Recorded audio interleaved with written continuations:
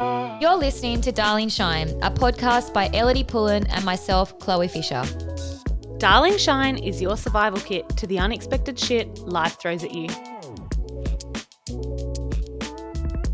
This episode of Darling Shine is brought to you by Love Isabel Jewellery, an Australian jewellery label that handcrafts all their pieces right out of our hometown, Sydney. All of their pieces are crafted from 14 karat gold fill, which is amazing as you can wear these pieces in the ocean and the shower and they will never tarnish. They have just launched their newest customizable collection featuring 2 new chains and 8 detachable clip-on pendants. I love my little pendant. And they actually never have sales, so don't miss this. Our Darling Shine listeners can receive 30% off using Darling Shine at loveisabeljewelry.com. Hello everybody and welcome to episode 2 of Darling Shine, season 3. Hello. We have our first guest today and it was such a beautiful conversation. I get the tissues out. It's going to be a bit of a tearjerker. I definitely shed a few tears with that one, and Lottie is such a beautiful person. It was actually the first time I'd properly met her, so I absolutely loved that. So Elle, we have a really special one for you guys. We spoke to my widow sister Lottie.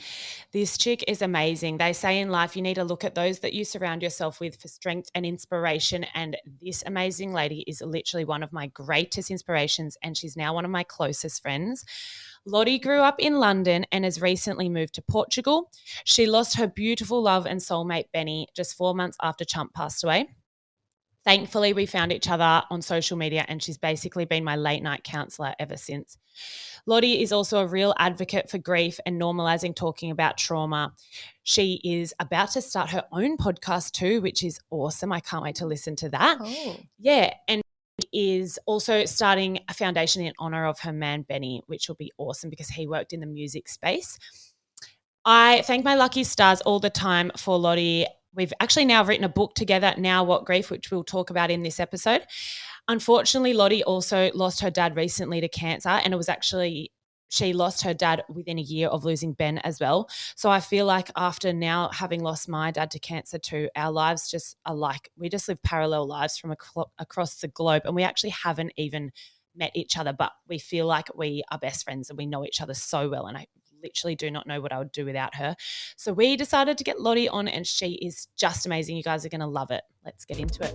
You guys are finally meeting. I'm so fucking excited. I'm delightful. It's sort of weird because I feel like I actually know you, but I don't. I know, it's so weird, isn't it?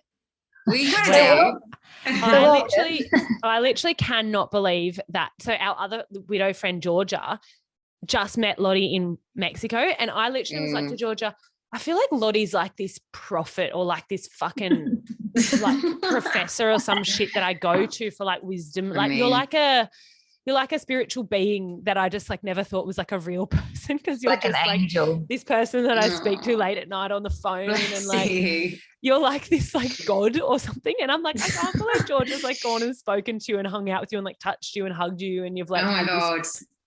It's so Georgia, like where's the timeline? How does the timeline work here with you, Georgia, and you two, Georgia? Yeah. Like with like meeting wise, like obviously Chumpy passed away first, and then in what order did it work? And then Ben, and then Lottie. And then Lottie. Yeah. So a few months between Ben and Chump, and then a couple of weeks between Lottie and Ben. And then me and she. It's so fucked. But yeah, we kept, when we first met, we were like, oh my God, you're real. We just kept touching each other like, fuck, it was weird. I felt nervous. I had like first date nerves. Do you know what I mean? It was like. It would have been so nerve-wracking meeting. Like you guys would have just hopped off planes and been like all jet lagged and then been like, oh my God, what the fuck? Like I'm finally meeting someone I've been like a pen pal with forever. For like a year. So hopefully we'll make that happen this year. But yes, Ellidy's going to come to Ibiza. I think I'll faint when I finally meet Lottie. Well, Chloe and Lottie, you guys have both been in Ibiza together, like I think heaps of times together at the same time. So Chloe, you need to explain how your worlds collide. Let's rewind a little bit. So welcome to the podcast, Lottie. Finally, we're here together. Everyone always asks, when is Lottie coming on? When is Lottie coming on? So here we are, finally. We made it happen. Oh my God, I'm so excited to chat to you guys. Me too. Yeah. I love you.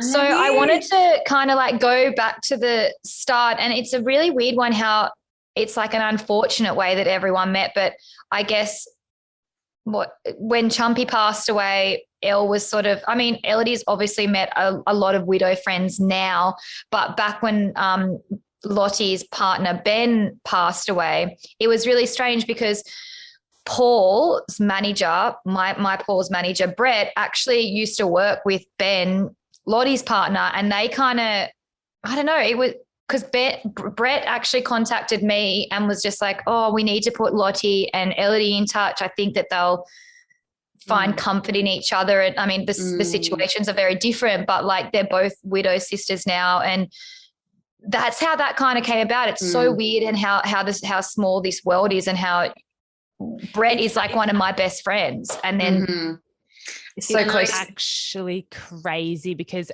Brett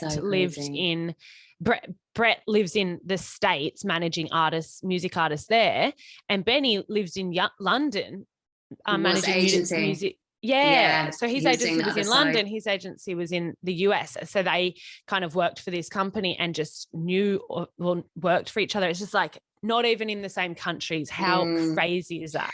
Well, I met Brett a couple of years before Ben was diagnosed. And Chloe, I haven't told you this before, but Fisher was one of Ben's like ideal clients. He was like, this is Brett. Brett works with Fisher, and we love Paul's music. We've been listening to it for years, and it was just really, I feel like you and I would have met at some point because we were always going to the same festivals and shows, and it was only a matter of time before we went to see Fisher. So you and I would have met in different circumstances if Ben was still here. 100%. We're definitely going to meet though. Yeah. The screen. I know. Oh, yeah, for sure. And we're going to get Elle to Ibiza hopefully this summer. Fuck, really? That's the plan. Get me and Minnie there. It'll be so fucking cute. But yeah, like literally do not know what I would have done without I used to literally hate Instagram and, social media. Like I didn't ever see a use for it. And since Chump passed away, like obviously we ended up connecting through social media after Brett put us in touch. And then we found other widow friends. And in a world where we just felt so alone, like all of a sudden we're missing like half of us, we suddenly like on this crazy online cyberspace found people in similar situations, like or in the same boat all over the world. And we're like, what the fuck? All of a sudden feeling so alone and kind of just not like, I felt so much comfort in you. We used to sit up and talk and cry together like every single night. And we'd both be going, like, I'd be absolutely like in so much shock going, just kind of not knowing what would be going on. And you'd be in like a different phase and we'd just be like always just coaching each other through. And I don't know, I literally say all the time, I don't know what the fuck I'd do without you, sis. I know, babe, the feeling's mutual. But all of its downfalls, I feel like social media has just been and can be the most incredible tool. So I actually found out about Chumpy's passing through Chloe's page because I was fangirling Chloe for like months before.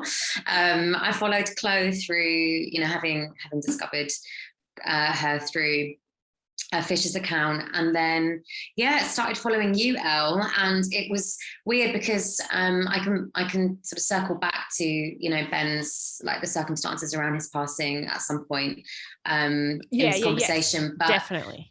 But when when Chump passed, it was as though I was like being confronted by my imminent future because Ben had terminal cancer at that point.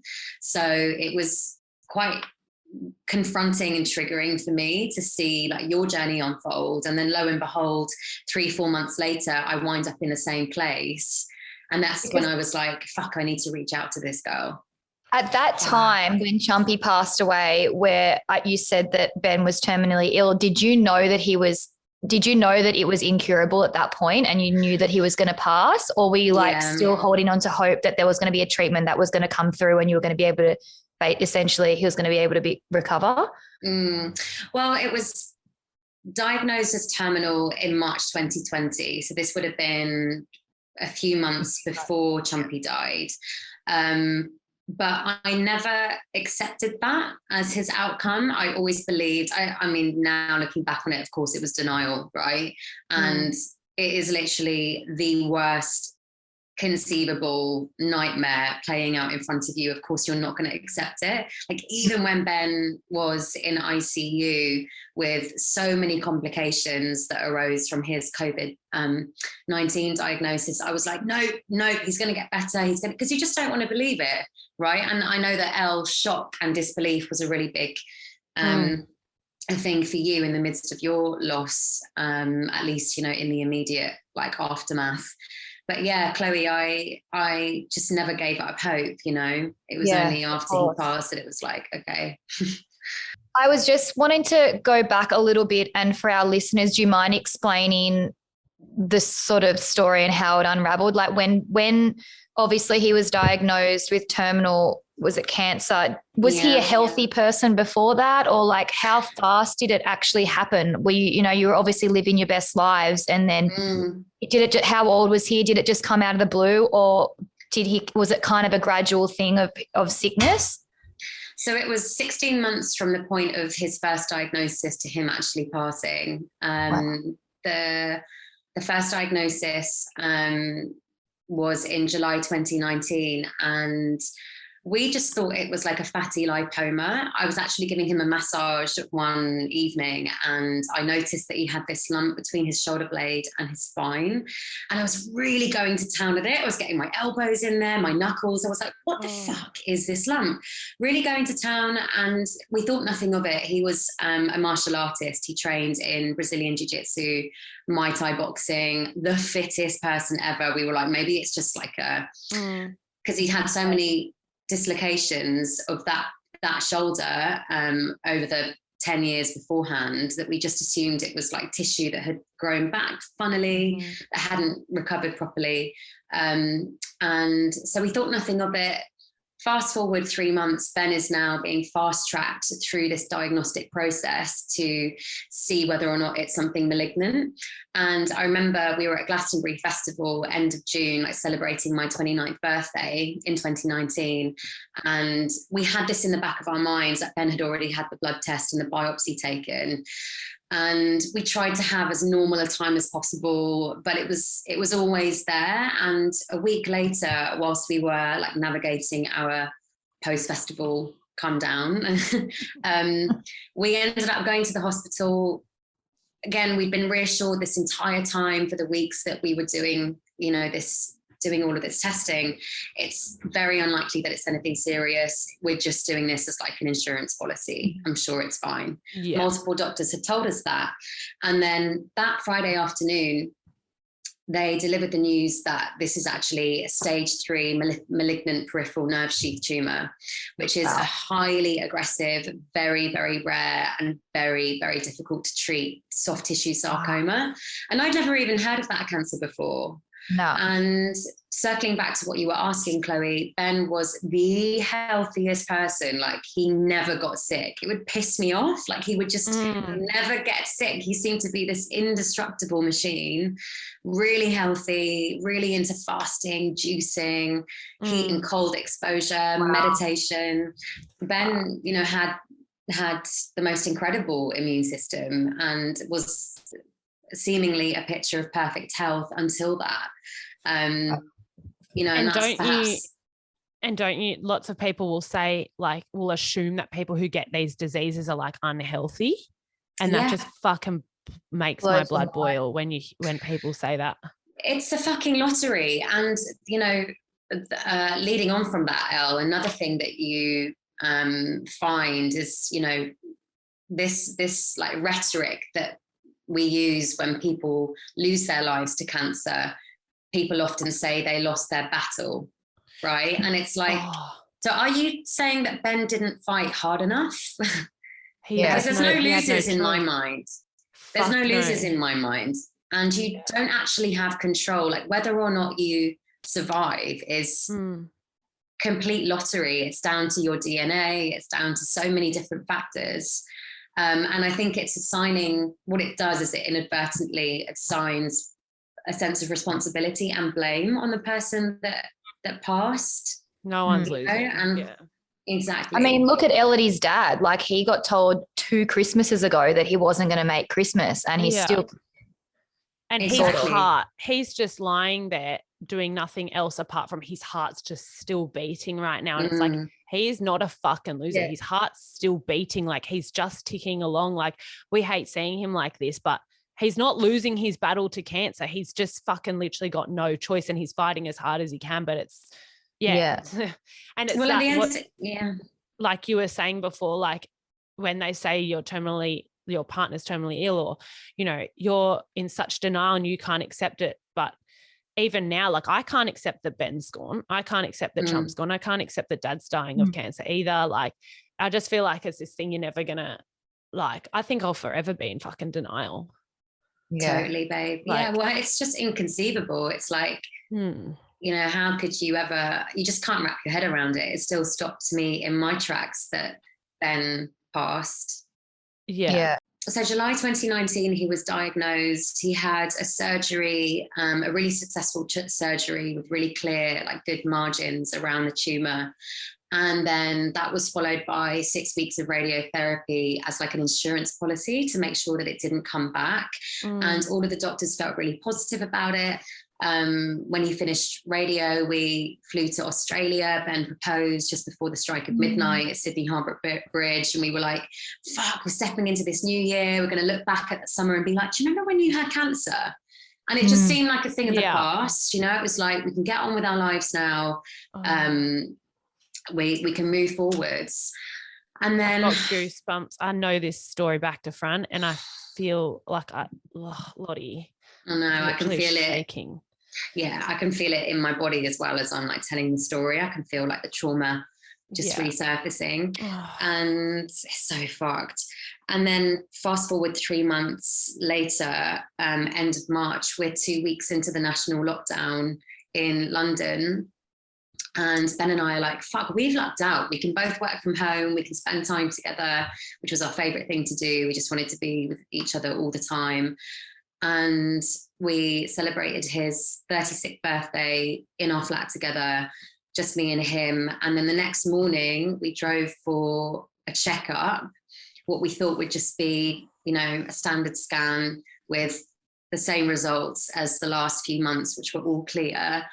And they told us that the cancer had metastasized to his lungs at that point. And that was when he was given the stage 4 terminal diagnosis. Wow. So he went from this cancer thriver, moving forwards with his life, planning a wedding in Ibiza, thinking about starting a family in the next year or two, to suddenly being an incredibly vulnerable terminal cancer patient facing like imminent death, basically. And to have navigated that alongside the peak of the pandemic as well. I mean, you can only imagine what then followed, right? It was 8 months of isolation from that point, because Ben was considered extremely vulnerable, and rightly so, because cancer was in his lungs. He was really compromised with the various treatments that he had, surgery and chemo. And then fast forward August, I think this is a month out of your loss, Elle, because Chumpy passed in July 2020, right? Yeah. We'd been told that there was nothing left that the NHS, which is the UK's health service, could do for Ben, and that we had to start making arrangements, aka go home and die, you know, get ready to die. And obviously this is the love of my life, and I'm like, I'm not fucking accepting that. I'm going to fight tooth and nail and do everything I possibly can, as I had done for the last, you know, year, to save my partner's life. Yeah. So I spent, you know, sleepless nights researching different alternative treatments. And I'd found this center in Tijuana in Mexico that was having a lot of success treating really rare, aggressive, like difficult to treat cancers. And so we flew out there, I think less than a week after the NHS delivered that news to us, you know, they'd have to go into palliative care soon, into hospice. And it was going really well. I think we were there for around 5 weeks, and Ben saw some like stable results. The cancer wasn't growing. It wasn't accelerating. We've managed to slow it down and actually stop some of the tumours altogether. And then we had this wild morning, one morning, where suddenly Ben was having real difficulty breathing. And the night before, I'd stayed in the hospital with him because he had to go in. He was suffering with chest pain and like a lot of coughing and obviously feeling really anxious. And it just absolutely spiraled. I didn't sleep a wink that night because I was keeping an eye on his oxygen saturation levels. And then it just descended into chaos within the space of an hour. His O2 saturation levels kept dropping. And he had this sort of oxygen mask on. And all of a sudden you could sense panic in the doctors. And they were a cancer center. They weren't, accident and emergency. They couldn't treat like a critically ill patient. And by that point, like Ben was critical. And I could sense that, his O2 sat levels were going from 90, which is considered really low, to 80, 70, 60, 50, 40. And at that point, it was like, call an ambulance. In order to actually get Ben into A&E, I had to make a $10,000 deposit there and then, obviously traumatized as fuck, not knowing what was going on, not speaking the language. And then he was rushed out of that cancer center on a stretcher. I was thrown into an ambulance and we hurled across the city to this Red Cross hospital. And then the last memory that I have of Ben alive, or at least conscious, was him being rushed through on the stretcher through the A&E doors and then physically holding me back because of the COVID restrictions that were in place. They held me back. I obviously couldn't understand what was going on.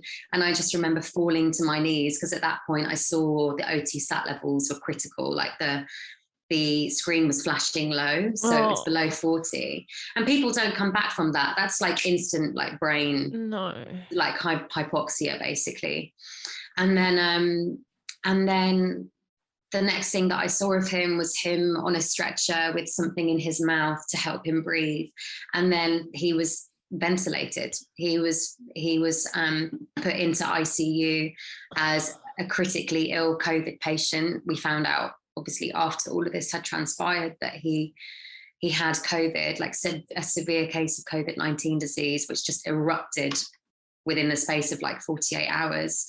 And I then had to go into isolation because obviously I had COVID too.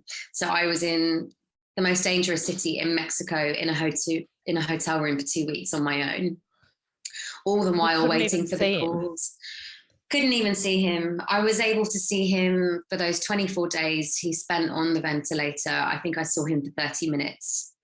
But when I say see him, I mean, I had a hazmat suit on. I had the, the plastic bags on my shoes. I had 2 pairs of latex gloves on, the sellotape, the face mask, the goggles, the hair mask. Yeah, you can't hug him. No, exactly. And that experience, just being in ICU and, walking past the doors and seeing other patients in prone position on ventilators and stuff. And bearing in mind, I'm on my own as this is happening. Lottie, this is just so intense. Like, I'm so sorry that I'm like literally about to fucking bawl my eyes out. That's actually, I know your story, but that is just heavy. I actually didn't really know to extent. No.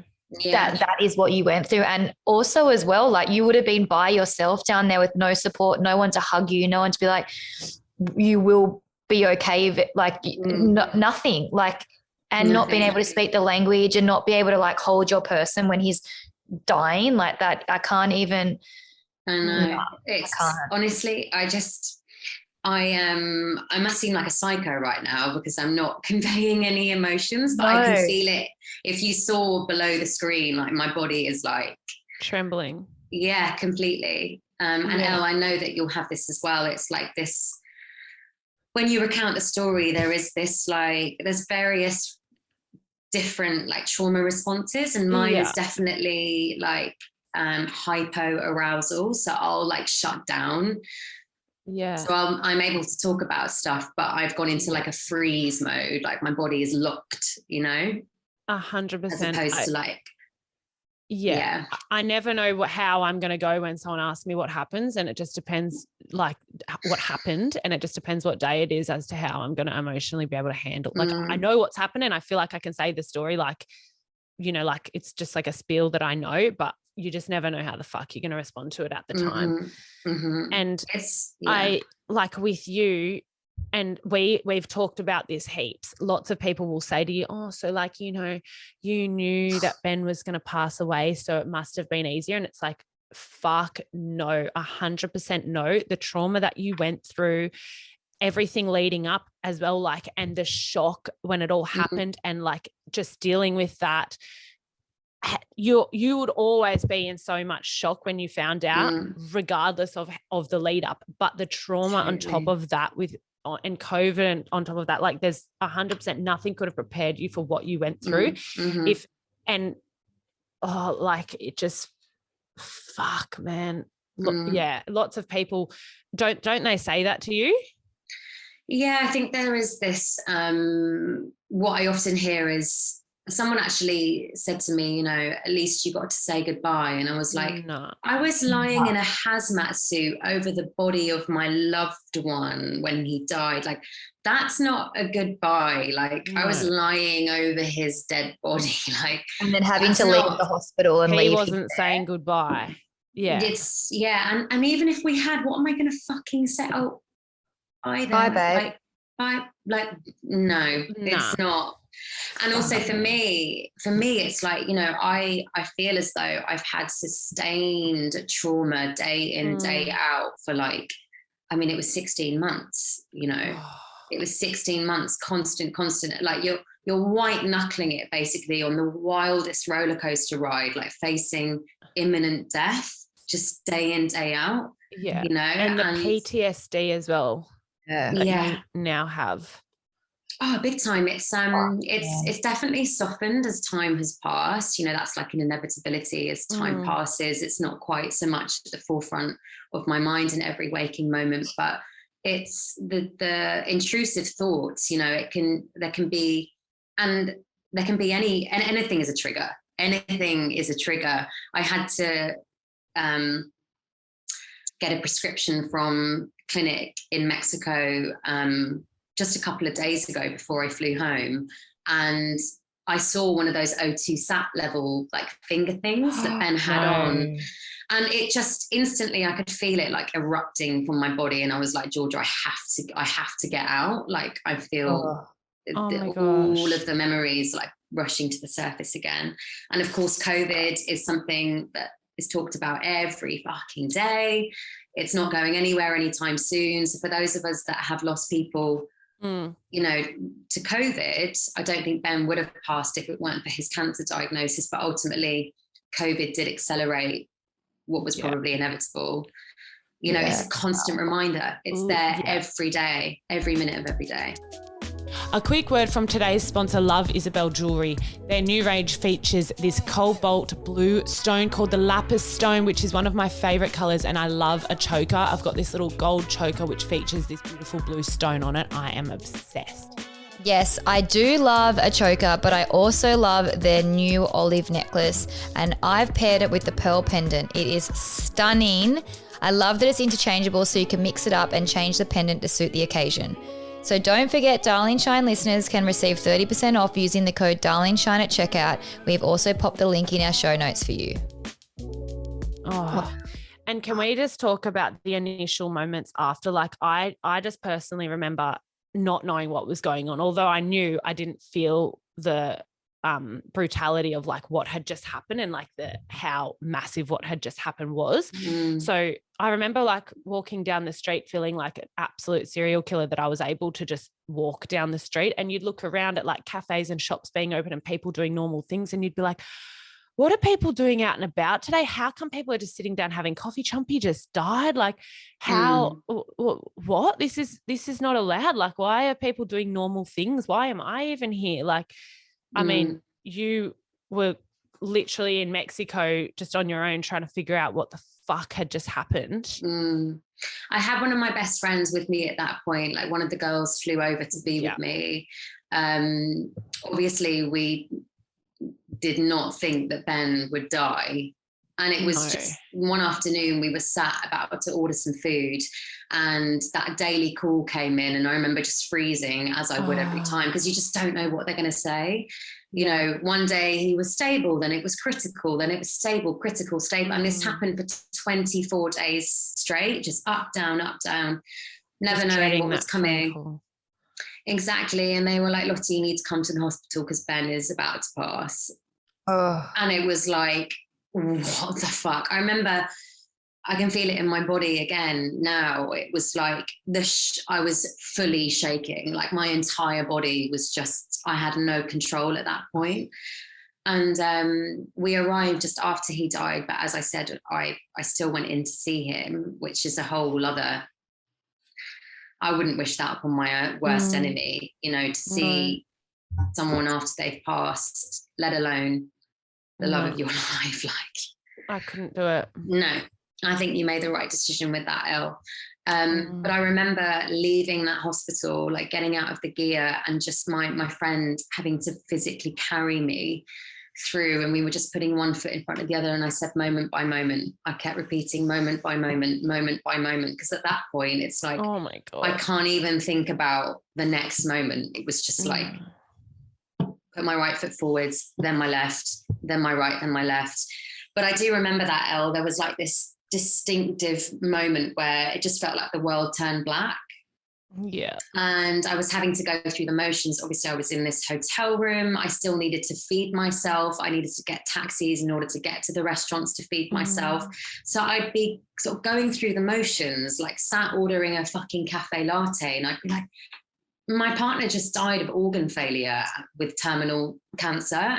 And you're just like, what the fuck? I remember feeling that as well. And like, even though Chumpy wasn't my partner, like I remember the weekend after Chumpy passed away, I was just like, it was a girlfriend's birthday. And I'm like, wait, I'm not allowed to go. Why would I go to that and enjoy myself? Like and then people are talking to you and you're like, how are you? And you're like, well, no, like don't, one like of your best friends. What do you think? How the fuck do you think I am? Like, and then Ellidy's, and then I was like, well, why should I be allowed to be here and then Ellidy not be allowed to be here? And then you like go through these motions in your head where you're thinking, but like life goes, like you're going like, but life goes on, like people, not everyone knows him, or not everyone, you know, it's the weirdest thing that you go through in your head, and you start trying to talk yourself out of the validity of it. Like you're like, well, why would you? No, it's the weirdest thing ever. I don't know.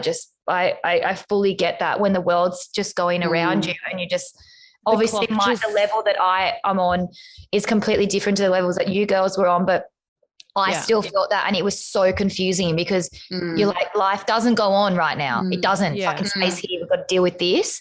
But it really, everything around you look at the next person on the corner and you're like, you have no idea, do you? And then, but then you also like think you don't know what they're going through, because maybe they're going through something. It's crazy. It's such a, death is and I hate that word, but death is a insane thing. It's crazy. It's fucking insane. The clock just literally keeps on ticking. I remember being like really young and being at Warriewood Square, the local shopping centre, and finding out that Heath Ledger had just died. And I just remember looking around, and I always think back to that moment because like obviously the fucking world just keeps going, but just like it's just so weird that people die every second of every day, and like it's just allowed to happen and we're just meant to accept it. It just fucking blows my mind. Funnily enough, I was just at just before we started recording, just went and got a coffee up the road in Narrabeen, and this beautiful girl that works there who's now my friend, I was talking to her about some fucking dumb shit, like just something, you know, not like just small talk shit, and she was really vague, and she was like, can I talk to you outside? Like I just noticed she wasn't really there, and she's like, oh, I just found out last night my auntie passed away in the tsunami in Tonga, and you know, I don't know what's going on. We just found out last night. And I'm just like, oh my God, I fucking know what you're talking. She's like, I was going to call you. And I'm like, oi, here I am talking. Like, I remember what that was like when you're in so much shock and someone's talking to you about something that you couldn't care less about. And in your head, you're like, fucking Chumpy just died what, you know, like it's just this crazy thing. You're so blank. People are at you and you just realize life is fucking just going on, and it just breaks. It just makes me like, I don't even know how it's been nearly 2 years for us this year, Lottie. Like, fucking blows my mind. Both of you, I kind of have a question for both of you here. Like, I know that constantly people are always saying like, you guys are so strong, you're amazing. I don't know how you do it. I take my hat off to you. Like, I guess you can answer it individually, but like, do you feel strong? And like, you know, people always say, how are you? They just send you a text, how are you? But like, how actually are you? Like right now, it's been a minute since they've both passed. Like in this moment, right this second, like, how do you feel? Like, how are you? Elle, do you want to answer that No, first? you go, Lottie. You go, Lottie. Well, I think right now, having just kind of, you know, unearthed all of that stuff again, I feel weird. I feel like every time you recount it, you're reliving it, you know, and I'm sure you feel the same, Elle. When I tell people the story, there is this sense of dissociation. I'm like, that's not my life. That's not my story. Yeah. It feels like I'm like witnessing the movie that is my life. Like, you know, and I'm not the main, I'm not the actor in it. It's like I'm a witness to it. It really depends, Chloe. Like it comes and it goes, it ebbs and it flows, and you just never know when you wake up in the morning, you know, how the day will unfold in terms of like, you know, how your grief will or won't present itself. I'd say as time has passed, I'm sure it's the same for you, Elle, it's not as all-consuming as it was, but in a way it's almost,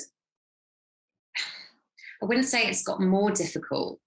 It's just that the challenges have like changed shape slightly in that because time has passed, I think there is an expectation that, you know, you're better now.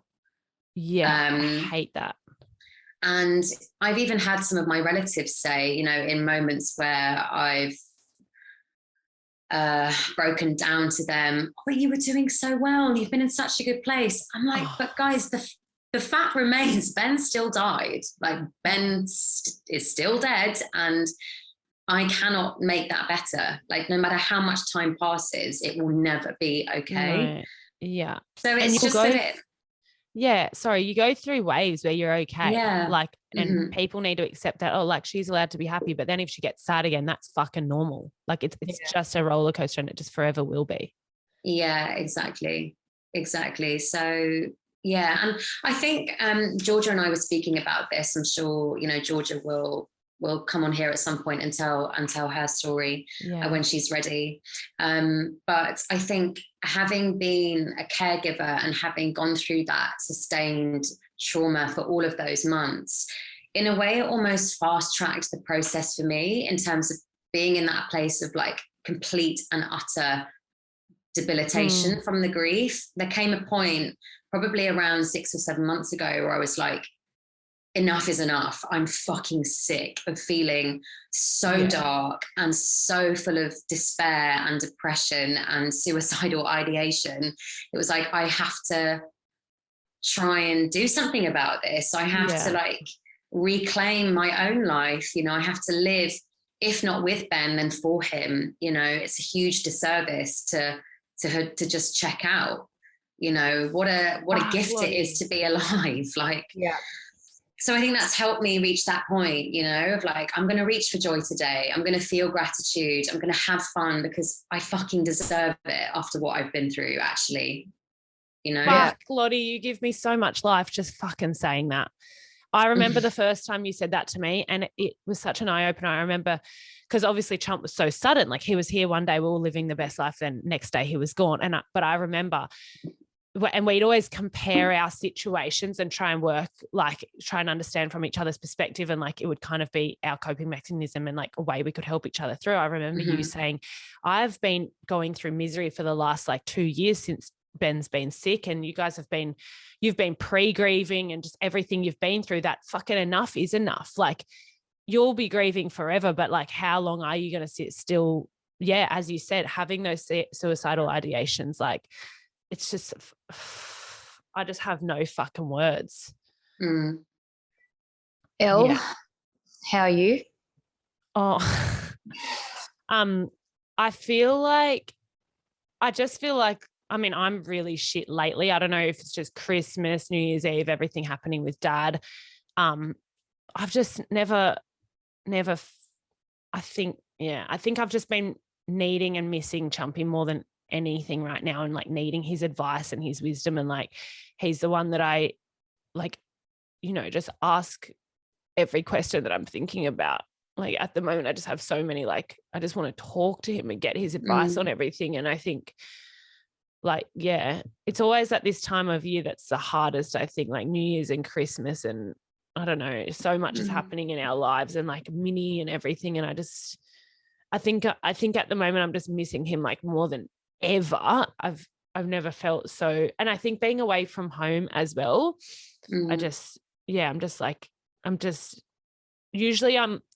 most of the time I find myself just a bit angry and bitter about the whole thing. But at the moment I'm just fucking deeply sad. I think that's where I'm at. I'm tired. Like Lottie said it so well, like enough is enough. Like give you a break. It like literally.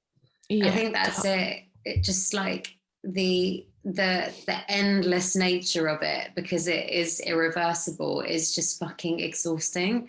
Yeah. You know, exactly. It's like, I'm so done with feeling like carrying this burden of pain and grief every fucking moment of the day. Like, just come back. Like, I wish there was, you know, you see like when prisoners sit down and they speak to the person, like, I want to just be able to sit across from Ben, even if there was like a screen in front of each other, like separating us. I just want to have a chat just for 30 minutes, or just be able to pick up the phone that's like linked to the other side and just fucking oath. I just want a cuddle, and I don't even want words. I just want him to look into my eyes and just tell me, like, even if it's a dream, and I know I dream all the time, but I never remember them when I wake up. So it fucking kills me that I can't just have that moment where I can remember and hold on to, where he's just looking at me saying like, it's going to be okay or something. Like, I just know that that's what he'd say, but I want to see it.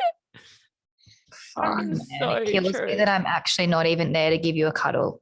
Hate seeing I want to cuddle you both. Lottie, what the fuck? Darling. But you guys are honestly incredible. Like I'm sitting here on the other side of the phone to you guys going, how is this even real? Like, why are we even having this conversation?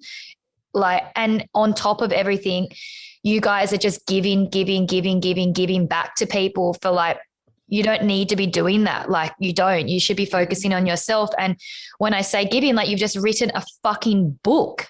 Like, who does that in what you're going through? Do you want to what's the go with that? I literally am finding it, because I know Lottie so well, I'm literally finding it hard to like interview her as a guest, because I'm just like, we're just friends chatting right now. So I feel like I'm so stuck for words today. But that's why I love your podcast, girls, because it is just like mates catching up. It's raw, it's real, it's unfiltered. Chloe, I would say, like, in response to that, something that gave me this thread of hope, it was like this little thread that I held onto, was feeling as though I might be able to transmute this horrific experience in a way that then helped others going through similar things. And that's kind of been like my North Star, that's given me that lifeline in a way. It's not purely altruistic, like it also feeds me and it nourishes me and it gives me a sense of purpose and meaning in the midst of my loss. Interestingly, though, I did have a conversation with someone in Mexico recently who was like, you know, sometimes we turn to helping others as a way of either consciously or unconsciously bypassing our own suffering. Yeah. So it was like, oh, fuck, let's just take a minute and actually check in with myself, you know? Yeah. I think deflecting, and Elle, you've probably done the same. It's like, just crack on, keep going, push through. Let's find a way to transmute this. Let's be positive. It's like, fucking take a moment. Like, I'm not okay.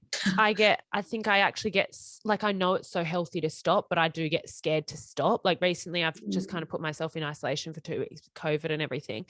And, like, I think that's why I'm so sad at the moment, because I fucking stopped, and it was hard to realize like my life and what was going on and everything. Like, but obviously it's so healthy, and yeah, it's not normal to be so fucking like go.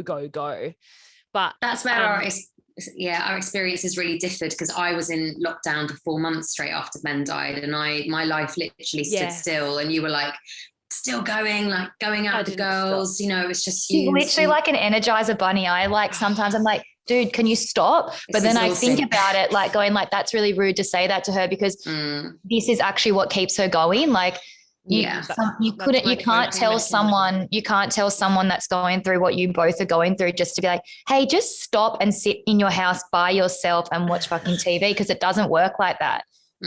This is what happens, you know? I've realized the other day, like even just sitting still for me is really hard. Like, you know, like sitting still and writing emails even on my computer, like, as you know, Chloe, I fucking can't do it. Like I love cleaning, cooking, running around, doing things like admin lifestyle things. But when it comes to like even just fucking sitting still, even if I'm busy on the computer typing, I just physically, my body doesn't do well sitting still. So weird. Yeah, there's probably like worms or something. Have you wormed yourself lately? Bowels check, babe. Something is wrong with me. No, but our book. So I think Lottie you were always destined to write a book. You're a philosopher, mate. You're a wordsmith. You're amazing. You were always destined to write a book. You, of course, were never going to write a fucking book on grief and normalizing grief and talking about death and loss and being a companion for all those around the world that are going through a loss like ours, or a loss not like ours, or just those supporting people grieving. Like we were never supposed to fucking do this, but here we are. We found each other, and we wrote a book, sis. Tell me who it's for. Like, what's the purpose of it? Like, who's reading this book? How you like? What's the go with it? Making lemonade out of lemons, darling. Out of the tell us, Lottie. Shut lemons that we've been served. Fuck's sake. Fuck. But that's it, right? But this is the thing people say to me.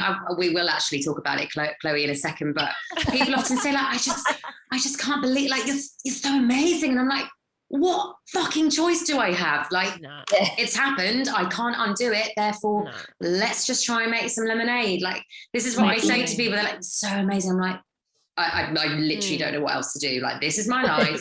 I'm trying to own it. I'm trying to fucking make the best of a really shit situation. But I think, you know, Elle and I have kind of accidentally become advocates for grief literacy through sharing our own story. A lot of people have resonated with our words over the last year and a half. And we did a few things on social media. We did a couple of lives, and we quickly realized how much of a need there was for these kinds of conversations and for this level of support, holistic support that's not like geared towards like clinical academia, you know, that kind of stuff, like just really raw and relatable and human.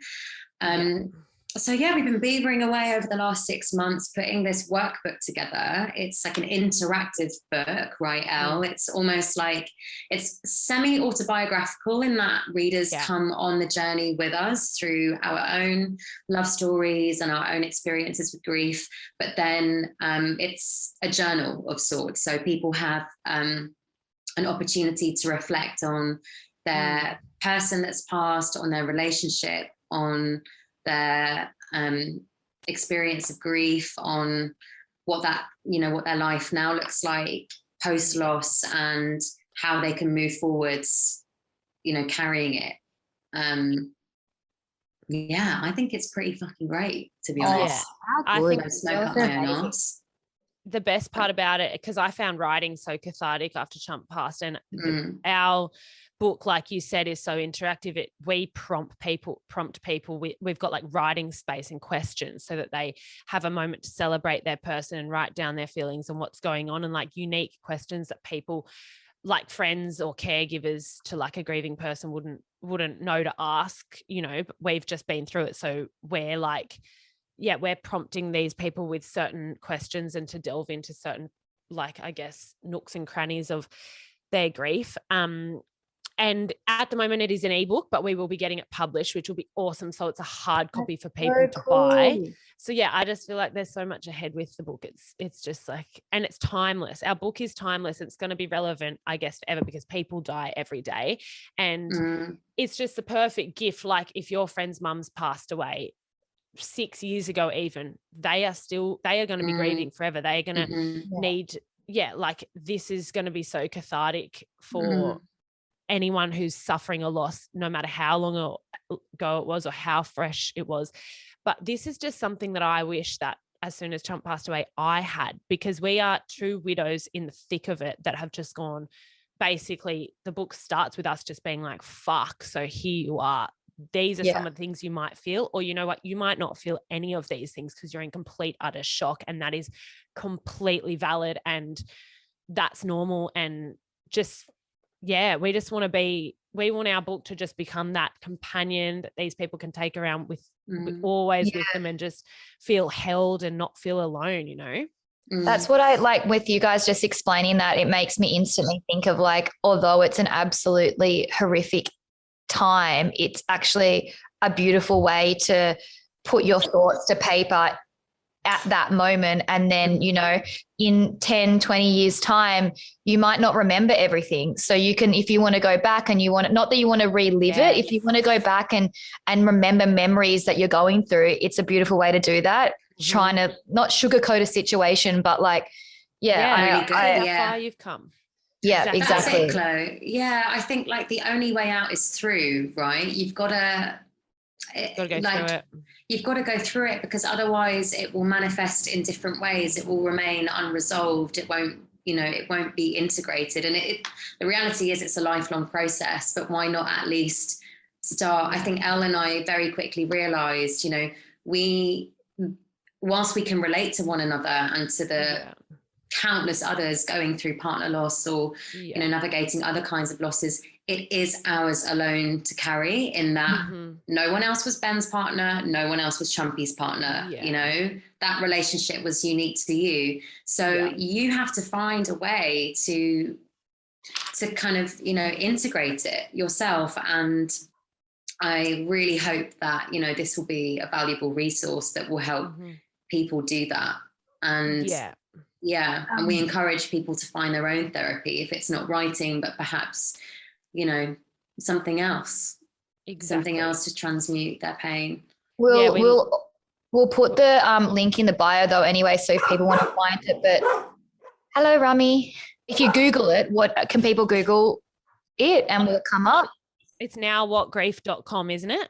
Nowwhatgrief.com. It's called Now What, A Guide to Navigating Life After Loss. Yeah. And like, as you said, Lottie, we literally did just take on our grief head first. We just ran straight at it. And but in saying that, when someone writes to me and says, hey, like I'm 29, I was trying for a family with my partner. And, this has just happened and now he's gone. And I feel like you and me get that message like 10 times a day. Millions, I'm still like, oh, fuck, how am I going to even I can't even reply. I've got no words. I barely know what to say here. Like, although they come to me with like, help me, I just, there's always just no fucking words. And I feel like not that I'd ever reply to someone and just be like, hey, buy my book or buy, but I feel like I would have just loved this at the very beginning. Like it just makes you like, it just validates every feeling that you're not, well, for me, not feeling. I felt like a robot. I wasn't feeling a thing and it was awful. Everything is normal in grief. Like whatever you're feeling is normal. Yeah, exactly. And that's what it's all about. Yeah. Normalizing it. The book as well, just for some like logistics, is at the moment an ebook in pounds. Is it $9 in pounds, Lottie? Well, it would be £9 in pounds. Oh, £9. I don't know. It's all right, babe. We'll let you off. It's really early over there, isn't it? Baby brain. Grief brain. Yeah, grief brain, baby brain. $9 in pounds, yep. Yeah. $9 in pounds and $18 in Aussie dollars. And well, so it's so bless your heart if you sent an email asking this question. If I was to buy something from an Australian e-shop, right, or like online store, the price would show in Australian dollars, but then when the payment is made, I would be charged in my local currency. So that is literally all it is. Because people are like, why is it impact? Can I buy it in Australia? I'm like, yeah, it's just that. Basically, I like built the website and I'm not really good at shit like that. So it's in pounds. It will be around $17, $18, or if you're buying it anywhere else, it will just convert to your local currency, basically. Yeah. I didn't know that she was a website developer as well, did you, doll?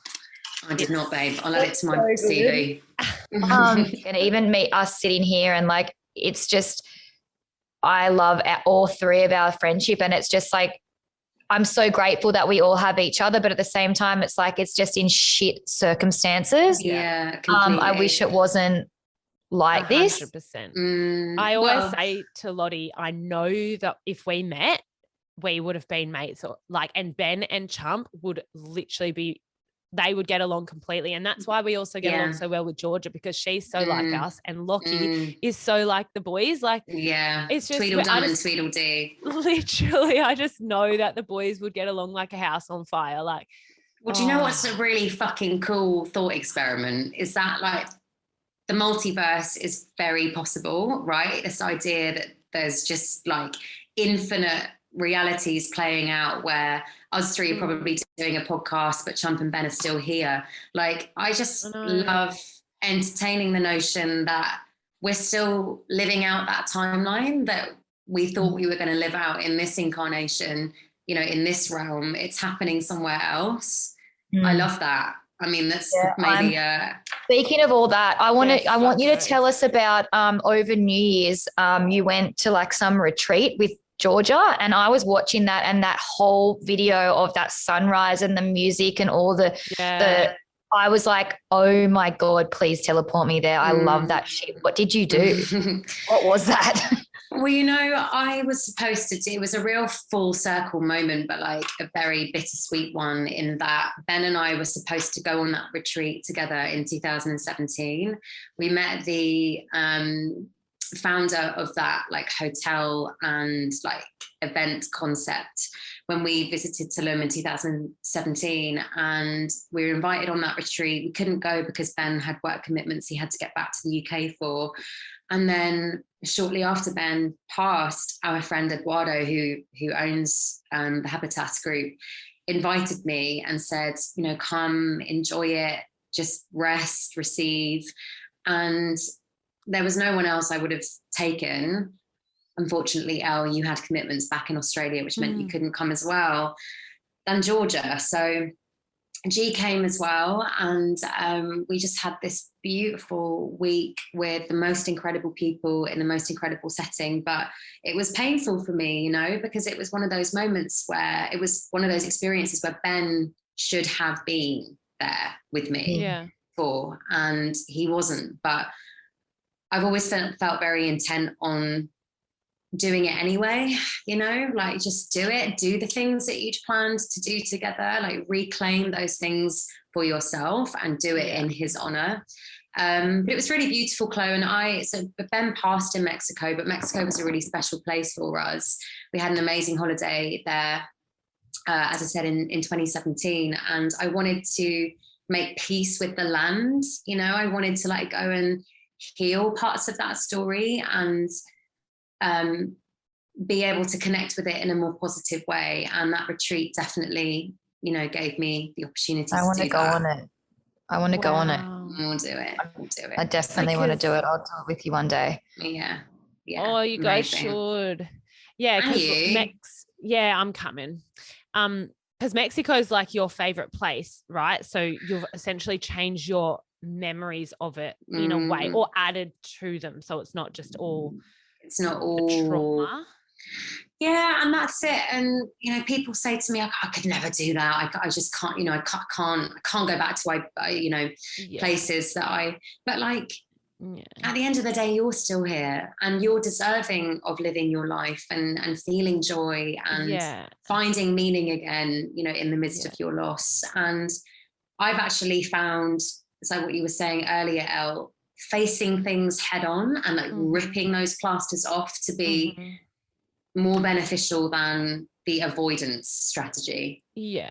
You know, because then it builds and it builds and it builds, and it's like it just becomes this impossible thing to like reconcile with. Chloe, I know that you'll probably have been granted this perspective too, having, you know, suffered losses at a young age, like your grandma and Chump being one of your closest friends. But I think when you do brush up against death at our age, it does give you that perspective to like live with that sense of urgency, because now we know anything can fucking happen, right? This was not part of the plan. We were supposed to have 50 years, you know, with our partners and with our friends. So the fact that anything can change at any point and people die every day, you know, nothing is guaranteed. Not even the next moment is guaranteed. I think it does then like force you to live like with that like sense of immediacy, you know? I feel like, and in no way am I comparing me to you guys, but like in what I'm going through with all the infertility stuff, like I feel like last year and the year before I was so stuck in this, like I only have to do this and everything else didn't matter. Like this is what I have to do. And I was just like so tunnel vision in like getting pregnant that I forgot about everything else. And then I'd go through these notions where I'm like, hang on a second, what the fuck am I doing? Like I actually need to go and do life as well, because like life is actually short.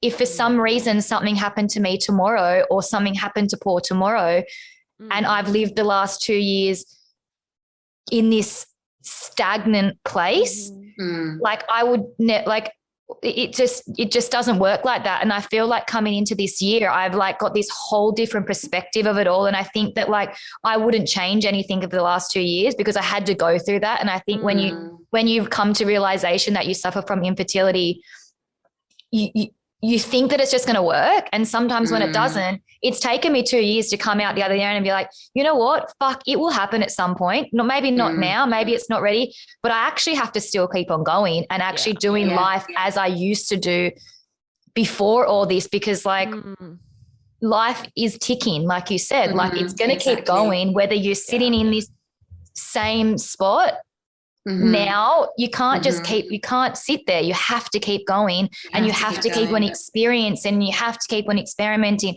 and you have to keep on doing. Otherwise, like what else have you got? You can't.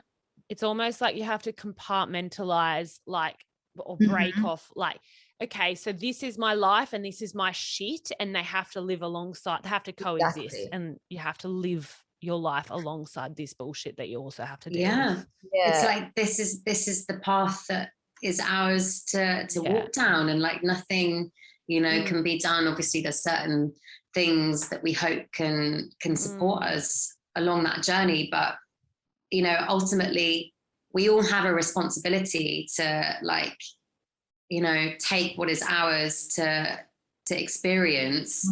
Like I'm not a victim to my circumstance. Like I refuse to let this, it's completely destroyed me. And Chloe, I know that this journey has been horrific for you. Ellidy, like your loss, you know, of course it destroys you, but what are you going to do with that? Like, you know, I think there's... Yeah, exactly.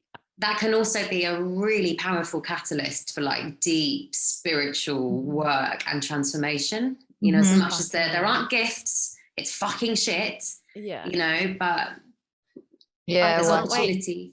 I can't wait to meet up and get on some mushrooms and just go and do some shit together. Let's do it. Chump, next with Ben, go into the fucking jungle. Like, baby. I'll get Minnie a babysitter. It's still waiting for you after breastfeeding. You might have to get Minnie a babysitter for a few days, doll. A few days. To calm down. A few days. Yeah. Well, there's no calm down with mushrooms. There's no calm down with shrooms.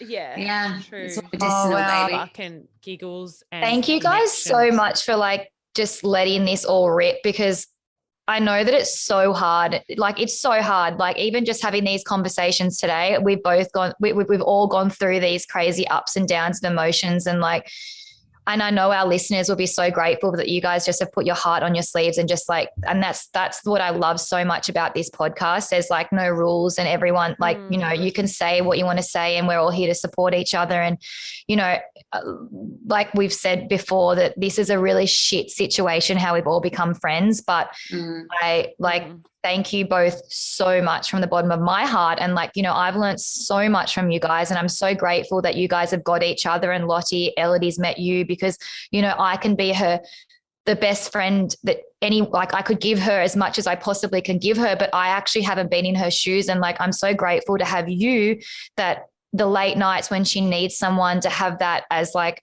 a widow sister that, you know, knows what it's like to be in her shoes. And yeah, thank you so much. You know, you guys are both incredible, and I'm sick of fucking saying that, because it's just like a repeat button, but you're both amazing. And I know that Ben and I know that Chumpy are seriously right there, and they would be so proud of everything that you guys have done. You're essentially like living their life for them. And, you know, I thank you both. I love you so much. I love you so much, Chloe. Thank you. And I literally would be fucked without you, because you keep my life, you keep me on like a normal path as well. Like what the actual fuck would Minnie and I do without you? She wouldn't be here. I wouldn't be able to cope. Like 100%. I got my widow sister. I got my sister who fucking keeps me on such a normal path. I love you guys so much. And that's it. We don't have to go through any of it alone, right? You know, and I would encourage any of your listeners navigating their own challenges to find the people that get it, you know, whether it's, I know, Chloe, you've connected with other women who are navigating fertility issues, and, you know, you don't have to go through any of it alone. There are people that understand what you're going through to some degree or another. So reach out, you know, go through those hashtags, look at the support pages. Like, that's what I did. That's how I found people online. You'd be able to type in the most niche thing, whether it be a disease or anything that you're going through, into Instagram, for example, like as a hashtag, and pages would fucking pop up. You'd be able to find a little niche crew. Exactly. For sure. Oh, I love you guys so much. Thanks for holding that episode together, Chloe. Welcome to our Asking for a Friend segment. Yes, asking for a friend. You ask, we tell, right here, right now. So if you have a question, you can head to the link in our bio on Instagram, or we'll put it in our show notes. Send us the questions and we will answer them for your ear holes. This week, this one is for you. I've lost both my dad and my sister and struggle to make friends now, because I think people just don't grasp onto life as much as I hope. Example, complain about the little things. Can so relate to that. I think there's so many people that just don't see the bigger picture, and they'll tell you about their problems thinking that they're like, you can't really compare problems, because problems are just, I guess, relative to that person. But holy shit, it is so frustrating when you've been through like a massive, like losing your person, or losing, like your sister or your dad, and then you have people complaining about something fucking dumb. I feel you just need those friends who do have that scope. I love my widow friends, because we do get together and we'll talk about, oh, this person said this and it just killed me. Like you do just need to make those like-minded friends who have been through shit, as well as having your other friends, so that they can balance each other out, I would say. Yeah, and I think as well with me, like, sorry, just jumping in here, I like in relation to, I know I haven't like lost my person or anything like that extreme, but in my life, it's like obviously going through IVF and struggling to conceive for nearly 2 years. It's really hard to find people on your same wavelength, and like, you know, your friends can be there for you and they can check in all the time, but it is, and like going back to what you're saying, it actually really is hard for people to grasp onto how your like pain. the pain and the depth of what you're going through, unless you've actually gone through it. And even myself with you, Elle, like I have empathy for you. I can put myself in your position as best as I possibly can. I can love you, I can kiss you, I can hold you, I can be there when you need to cry, but at the end of the day, you can't actually, and this is what I'm learning too, you can't actually expect the person to understand you at like a deep level unless they've experienced that themselves. And that there's no problem with that. Yeah. You just have to find your groups or your friends that relate to you in that instance, like what you were saying, that you have your widow friends that you can actually talk to all of that stuff about, and you guys resonate with each other, you understand each other at that deep level. Whereas myself, like if I need help with that sort of stuff, I can speak to all these communities online that I have on Facebook that understand IVF and infertility at that deep depth level that you need those people there for. Yeah, it's so true. Like when you go through something fucked, everything kind of changes in your perspective, and everything you think just changes, and you just naturally and like accidentally expect more or expect better from your friends when like, yeah, it is a really awkward one. But just in general, how do you like, this is something that we actually get asked this a lot, just shifting the question a little bit. How do you make friends as an adult? Like, I think you've got to join, like sport or pottery or painting or like get into a hobby. Find the common interests. Do you know what I really think is a good idea? Get a dog or get a pet, because I make heaps of friends down the dog park. Everyone wants to talk to you when you have a dog. Get a super cute little puppy. Yeah.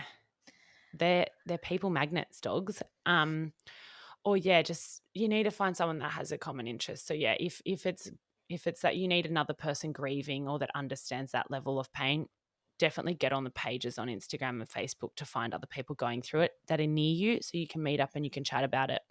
Because unfortunately, every third person has, lost a parent or is going through something super, so like a very hard loss that they're going through.